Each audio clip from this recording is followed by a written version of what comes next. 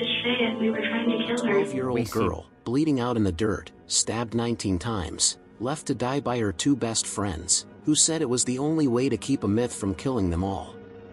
This wasn't a story from the deep web. It wasn't a horror movie. It was real. And it happened in the woods behind a suburban Wisconsin park. The case would go on to expose something far more terrifying than a fictional monster. It revealed what children are capable of when fantasy becomes faith, and how the lines between stories and survival can blur until it's too late. This is the story of the Slender Man Stabbing. Stay with us. And if you find yourself drawn to the darkest corners of true crime, where psychology, horror, and reality collide, make sure you subscribe to True Crimes Now. Hit the bell icon so you never miss the truth, hiding in plain sight. Darkness has a voice, and sometimes children hear it. There was blood in the grass. Not a lot. Just enough to make you look again. The kind of blood that stains in silence, overlooked by people walking a dog or cutting through the woods after school. Just enough to be dismissed as nothing, until someone gets too close. It was Saturday, May 31st, 2014. The woods behind David's Park in Waukesha, Wisconsin were still, the way suburban forests get when summer is approaching and the only sound is the hum of bugs or the rustle of small animals under the brush. There were no screams. No struggle. No echo of horror to tell anyone what had happened there just moments earlier. She was lying in the dirt, her clothes torn, arms splayed, her pale skin marred by red punctures, 19 of them. The injuries cut across her chest, arms, legs. One had pierced her liver. Another, a millimeter from her heart. Her name was Peyton Lutner. She was 12. And she had just crawled out of the woods after being stabbed repeatedly by her two best friends. The air was warm. Unforgivingly normal. A passing cyclist noticed her first. She wasn't crying. She wasn't screaming. She simply looked up at him and whispered, "Please help me. I've been stabbed." The horror had already happened. What remained was aftermath, bleeding into soil, tangled in the whispers of trees. What no one yet understood was why. It started with a story. A story that wasn't real, but felt real to them. A creature of fiction, born in internet forums and passed through shadowy corners of the digital world like a virus. A faceless man in a dark suit. Featureless head. Tall. Thin. Watching. Waiting. Slender Man. For Morgan Geyser and Anissa Weier, the Slender Man wasn't just a tale. He wasn't a meme or a monster in Photoshop. He was real. Real enough to fear. Real enough to serve. Morgan and Anissa were also 12. They were children. But something inside them had cracked long before that day. Something that had been festering quietly in their minds, blending fantasy with delusion, fiction with obligation. Slender Man wasn't just a character to them, he was a god. And like all gods, he required sacrifice. Morgan Geyser had always been different. Her parents noticed it early on, the drawings that got darker, the laughter that came at the wrong time. She was imaginative, intensely so. Sometimes too intensely. Her world had always blurred the lines between what was and what could be. But in school, she blended in just enough. Her bright blue eyes, her easy smile. A little awkward, sure, but who isn't at that age? No one saw danger. No one saw the spiral. Then came Anissa Weier. She was quiet, socially isolated, a girl who spent more time online than with friends. She and Morgan bonded quickly, both drawn to the same corners of the internet, the same stories. The same entity. Slender Man lived on Creepypasta, a website filled with horror fiction, unsettling tales meant to be shared. Most readers understood the difference between myth and reality. Morgan didn't. And neither, it seems, did Anissa. The plan started months before the stabbing. They whispered about it in hallways. They wrote about it in notebooks. They believed, fully, that Slender Man lived in a mansion in Nicolet National Forest, hundreds of miles north. If they killed someone, sacrificed someone, they would be allowed to go live with him. Safe. Forever. The target was chosen, Peyton Lutner, often called Bella by friends. Morgan's best friend since the 4th grade. Bella was kind. Naive, maybe. She didn't like scary stories. She didn't go looking for monsters. She trusted Morgan. That trust would nearly kill her. The night before the attack, the 3 girls had a sleepover to celebrate Morgan's birthday. It was textbook innocence, pizza, games, giggles, nail polish. They played dress up. Watched movies. A birthday party like any other. A child's celebration in a child's world. But behind their laughter, a plan simmered. Cold. Specific. Ritualistic. Morgan and Anissa had brought a knife. It wasn't a crime of passion. It wasn't sudden. It was premeditated down to the detail. Originally, they wanted to kill her in the middle of the night. Slit her throat while she was sleeping. They backed out. Then they tried to do it in the morning, lure her to the park bathroom and attack her there. They couldn't bring themselves to follow through. But they weren't giving up. They just needed the right moment. That moment came in the woods. David's Park was isolated, hidden behind suburban roads and soccer fields. The perfect place to disappear. The perfect place for a sacrifice. Anissa suggested a game, hide and seek. Bella agreed, smiling, thinking nothing of it. Morgan and Anissa led her deeper into the trees. And then, Morgan pulled the knife. 19 stab wounds. Anissa told her, lie down. Don't move. The blood will come out slower. Morgan simply said, I'm sorry. They left her there. Bleeding. Alone. They believed Slender Man was watching. They believed he was pleased. But Bella didn't die. She dragged herself out of the forest, one slow breath at a time, pulling her body through the dirt until someone, anyone, could see her. Her will to survive was stronger than their belief in myth. Her body was stronger than their ritual. She lived. Barely. When police found Morgan and Anissa hours later, wandering near the interstate, they weren't hiding. They weren't crying. They told the officers they were on their way to the mansion in the woods, to become Slender Man's proxies. It didn't feel real. But the blood on their clothes said otherwise. The monster wasn't in the woods. It was in them. The interrogation rooms at the Waukesha Police Department were cold and brightly lit, a harsh contrast to the shadows of the woods they had just emerged from. Morgan sat in one room. Anissa in another.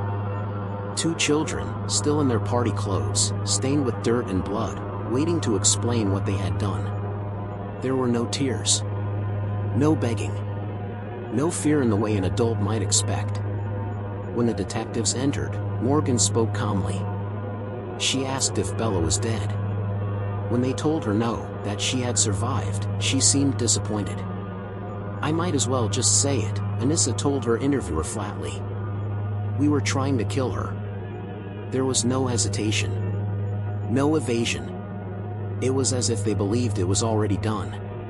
The detectives had interviewed children before, runaways, shoplifters, even young offenders. But nothing like this. Nothing that felt so detached. So cold. So rehearsed. As the hours passed, the picture that emerged was far darker than anyone expected. This wasn't a fleeting moment of rage. It wasn't bullying gone too far. Morgan and Anissa had spent 6 months planning this. They believed Slender Man would hurt their families if they didn't go through with it. They believed that by killing Bella, they would earn his favor, prove themselves worthy. They believed the only way to survive was to become monsters. Morgan's words chilled even the most seasoned detectives. She described voices in her head. One in particular, a constant whisper she called it. A figure she sometimes referred to as Slender Man, other times as something else entirely. The voice didn't just tell her to kill. It commanded her. Directed her thoughts. Controlled her decisions. She said she'd seen Slender Man before. Tall, faceless, in the corner of her room at night. Watching. Waiting. It wasn't fiction to her. It was real. Tangible. Powerful. And Anissa believed her. Later, investigators would learn that Morgan had shown early signs of schizophrenia, a diagnosis that typically doesn't manifest so young. But for Morgan, the symptoms had already taken root. Hallucinations. Paranoia. A distorted sense of reality that blurred the line between truth and terror. Anissa, though not delusional, was impressionable. Desperate to belong. Drawn to Morgan's intensity. The two had created a closed loop of fear and belief, a friendship that became a crucible for something much darker. Together, they fed the fantasy. Together, they built a world where monsters demanded blood. While the girls sat under interrogation, Peyton Lutner lay in a hospital bed, her body riddled with wounds, her mind spiraling with confusion. She'd been betrayed in the deepest, most personal way possible, by people she trusted. People she loved. Her best friend. The knife had cut through flesh. But the betrayal had carved something deeper. Doctors marveled at her survival. One stab had missed her heart by less than a hair's breadth. Another grazed a major artery. Had any wound landed just slightly different, she wouldn't have made it. Peyton hadn't just survived a murder attempt. She had survived a ritual. News of the stabbing hit the town of Waukesha like a shockwave. A place known for quiet streets and safe neighborhoods was suddenly the epicenter of something unthinkable. Parents pulled their kids off playgrounds. Teachers whispered in break rooms. Reporters circled like vultures. Everyone asked the same question: how could two 12-year-olds do this? The answer wasn't easy. It wasn't just the internet. It wasn't just mental illness. It wasn't just a story that got out of hand. It was all of it, and something more. Something primal. A dark undercurrent that can run through even the most innocent-seeming lives. A reminder that sometimes, horror doesn't wear a mask. It smiles at you in the hallway. It braids your hair. It laughs at your birthday party. The legal system didn't know what to do with them. Morgan Geyser and Anissa Weier were children, but they had committed a crime that rivaled adult horror. And in Wisconsin, children as young as 10 can be tried as adults for certain violent offenses. The public was divided. Some demanded they be punished to the full extent of the law, that they had planned this, carried it out, and should suffer the consequences. Others looked at them and still saw kids. Broken kids. Kids who needed help, not cages. But justice doesn't always make room for nuance. In court, both girls appeared small. Shrinking behind desks far too big for their frames, chained at the wrists, dressed in oversized jumpsuits. Their eyes were vacant. Morgan was diagnosed with early-onset schizophrenia. She claimed she still saw Slender Man. Still heard him. Anissa, in her statement, said, "I believe that if I didn't go through with it, Slender Man would kill my family. I felt trapped. And I was afraid." The court listened. And the world watched. In 2017, Anissa Weier pleaded guilty to attempted second-degree homicide, citing mental illness. She was sentenced to 25 years in a mental health institution. Morgan Geyser pleaded guilty to attempted first-degree intentional homicide, also by reason of mental illness. She was sentenced to 40 years in a psychiatric facility. They were 15 when they were sentenced. They had taken a childhood game and turned it into a sacrifice. Peyton never spoke publicly. Not for years. But those closest to her say she carried the scars, not just on her body, but in the way she approached the world. With caution. With distance. She never asked for her name to be remembered. She never tried to make sense of what happened. Because how could she? What happened to her wasn't about logic. It was about belief, blind, consuming belief in something that never existed. Something born from shadows. Something that spoke to the most vulnerable part of two young minds. And convinced them that only blood could buy peace. Inside the psychiatric wings of two separate institutions, time unraveled differently for Morgan Geyser and Anissa Weier. Gone were the wooded trails of Waukesha, the sleepovers, the internet rabbit holes. Now, there were padded rooms, monitored calls, white walls that echoed every footstep like a memory trying to repeat itself. For Anissa, the realization came like a slow burn, an ache that settled in her bones. It wasn't just that she had helped stab her friend 19 times. It was that she had believed in something enough to do it. And now, she didn't believe anymore. She began to journal. Pages filled with remorse, regret, confusion. "I don't know who I was back then," she wrote once. "It's like I stepped outside of myself." Doctors observed her carefully. They called it delusional transference. The need to attach oneself to a stronger identity, a dominant personality. In Anissa's case, Morgan had been that force.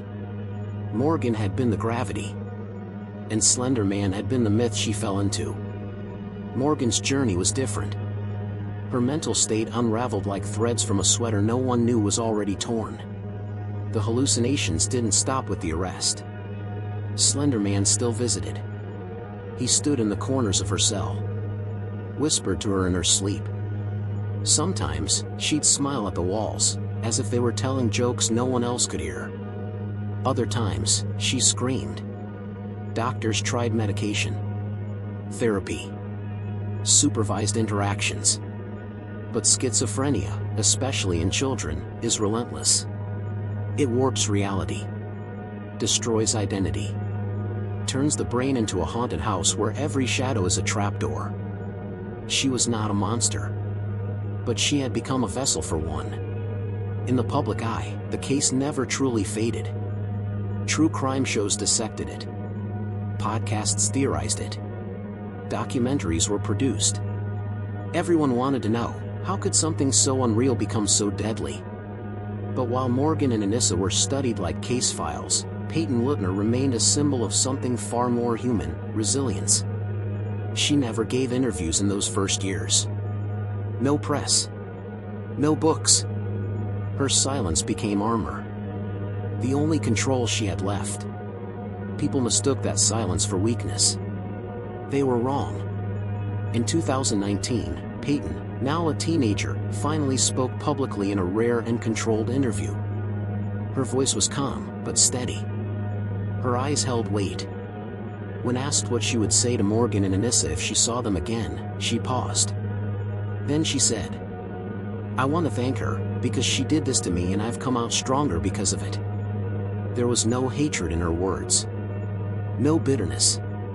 Only distance. Like someone who had walked through fire and decided never to look back at the flames. Back in the institutions, Morgan and Anissa's paths continued to diverge. Anissa responded to treatment. Her remorse became a foundation for healing. She took part in therapy groups, read constantly, and tried to make sense of the child she once was. In 2021, at age 19, she filed for conditional release. The court approved it under strict supervision. She would live in the community, but with GPS tracking, curfews, mental health check-ins, an entire legal structure built around a second chance, one the public wasn't sure she deserved. But the law saw a child who had grown into someone else. Someone who was no longer a danger. Morgan, on the other hand, was denied release. Her hallucinations persisted. In one report, she described seeing a woman with glowing eyes standing at the foot of her bed at night. Another time, she said she heard Slender Man laughing in the vents. Her condition wasn't just real, it was untreatable, at least for now. Doctors said her risk to society remained too high. She stayed behind locked doors. Even years later, Morgan said she still believed the act had been necessary. That's what made her dangerous. Outside, the world changed. But in Waukesha, the wound remained. Parents became more watchful. Schools introduced lessons on internet literacy, on digital mythologies, on distinguishing fantasy from reality. But beneath the surface, fear lingered. Because if two smart, polite girls from good homes could believe so deeply in a lie, what else could happen? Who else could be out there, watching the same stories, falling into the same traps? And who would stop them before they drew blood? Slender Man, of course, was never real. He was born in a Photoshop contest in 2009, designed to be a modern boogeyman. Internet users added to his lore photos, stories, videos. A living myth built on nothing but imagination. But belief is a powerful thing. Belief turns fiction into truth. And in that truth, people bleed. Peyton Lutner didn't become a headline. She became a survivor. She graduated high school, started college, lived quietly, with intention, never letting what happened to her define who she was. Her scars are invisible now, tucked beneath clothes and time. But every so often, when asked, she'll say, "I still sleep with scissors under my pillow. Just in case." In the end, there were no monsters in the woods. Just 3 little girls. 1 who bled. 2 who believed. And a shadow with no face. That never had to lift a finger to destroy them all. What do you believe drove 2 young girls to commit something so cold, so calculated, in the name of a myth? Let us know your thoughts in the comments below. And if this story left you unsettled, if you want to go deeper into the shadows of true crime, make sure you're subscribed to True Crimes Now. Until next time, stay safe and stay curious.